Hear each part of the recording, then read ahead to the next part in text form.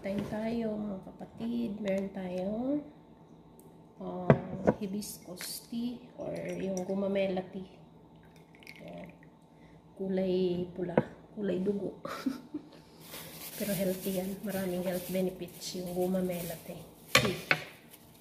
Tsaka meron tayong chicken macaroni salad. Yan, sarap. Napakaraming gulay tsaka chicken. Wow. Hindi lang gulay ha. May prutas, may olives, may beetroot, may grapes, may broccoli, lettuce, mayroong kidney beans,